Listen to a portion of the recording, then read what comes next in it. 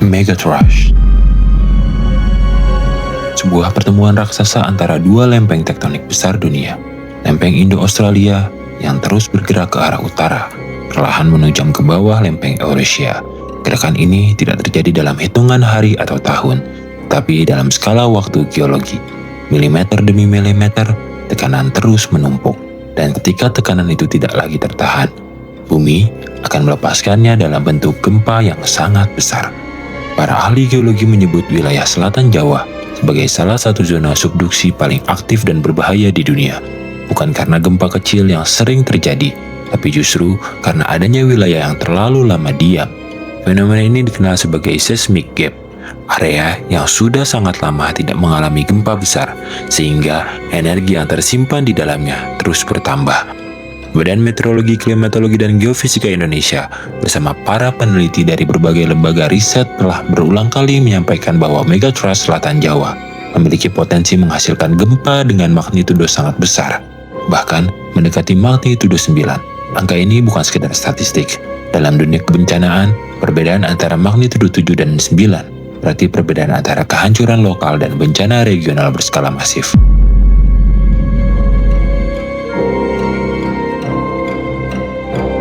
Yang membuat Jawa sangat rentan adalah fakta bahwa zona megatrash ini membentang hampir sepanjang pulau, dari wilayah Banten di barat hingga Jawa Timur di timur. Artinya, ketika energi dilepaskan, dampaknya tidak akan terpusat di satu titik saja, melainkan bisa mempengaruhi sebagian besar garis pantai selatan Jawa secara bersamaan. Ancaman ini bukan spekulasi, ia adalah hasil pemetaan ilmiah, pengukuran pergerakan lempeng, dan rekam jejak geologi yang tersimpan di bawah lapisan bumi dan dasar laut.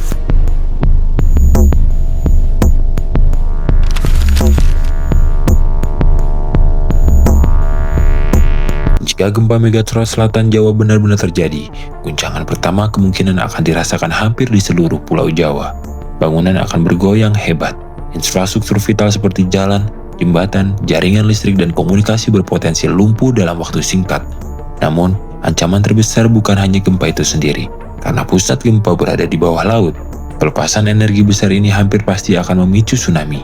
Simulasi yang dilakukan oleh para ahli menunjukkan bahwa gelombang tsunami bisa mencapai pesisir selatan Jawa dalam waktu yang sangat singkat. Di beberapa lokasi, hanya dalam rentang 20 hingga 30 menit setelah gempa utama.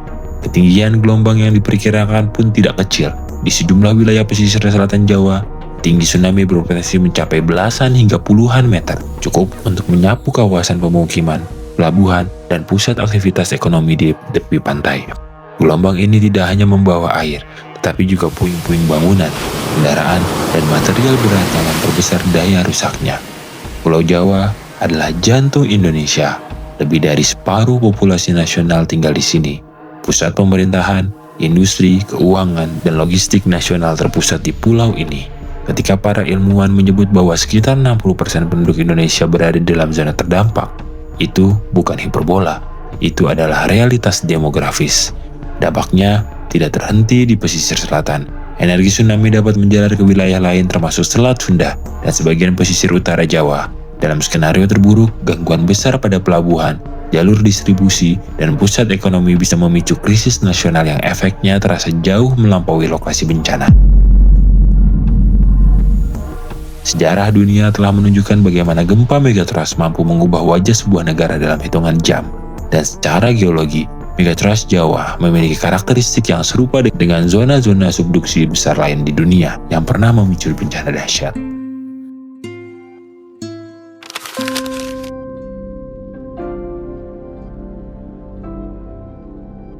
Bukti bahwa bencana besar pernah terjadi di selatan Jawa tidak hanya datang dari catatan modern. Para peneliti menemukan jejak paleotsunami, lapisan sedimen yang menunjukkan bahwa gelombang tsunami besar pernah menyapu wilayah ini ratusan hingga ribuan tahun lalu. Lapisan-lapisan ini terkubur di daratan, jauh dari garis pantai saat ini, menjadi saksi bisu bahwa tsunami raksasa bukan hal baru bagi Jawa. Penanggalan ilmiah menunjukkan bahwa kejadian seperti ini memiliki siklus yang sangat panjang, bisa ratusan tahun sekali, dan ketika jarak waktu itu semakin panjang, potensi terjadinya peristiwa besar berikutnya justru meningkat.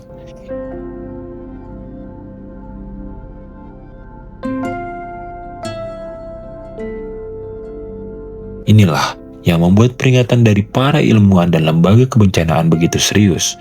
Mereka tidak berbicara tentang kepastian waktu, karena gempa tidak bisa diprediksi secara presisi, tetapi mereka berbicara tentang probabilitas, potensi, dan kesiapan. Pemerintah dan lembaga terkait telah mengembangkan sistem peringatan dini tsunami, jalur evakuasi, serta edukasi kebencanaan. Namun, tantangan terbesar tetap berada pada kesadaran publik. Dalam banyak kasus bencana besar, korban jiwa bukan hanya disebabkan oleh kekuatan alam, tetapi oleh keterlambatan respon dan kurangnya pemahaman tentang apa yang harus dilakukan dalam menit-menit pertama. Megatrust Jawa bukan ancaman yang dimaksudkan untuk menebar ketakutan. Ia adalah peringatan ilmiah, sebuah pengingat bahwa di balik kehidupan modern yang padat dan sibuk, Indonesia berdiri di atas wilayah geologi yang sangat aktif dan dinamis. Pertanyaannya bukan apakah megatrust ini akan terjadi, tetapi kapan. Dan ketika saat itu tiba, kesiapan akan menjadi pembeda antara bencana dan tragedi nasional.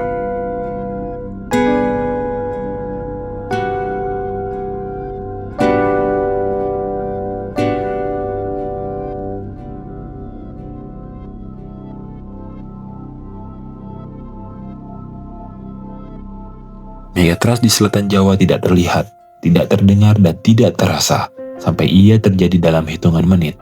Sebuah peristiwa geologi bisa mengubah arah sejarah jutaan manusia, bukan untuk ditakuti, tetapi untuk dipahami, karena dalam dunia kebencanaan, pengetahuan adalah bentuk paling awal dari keselamatan.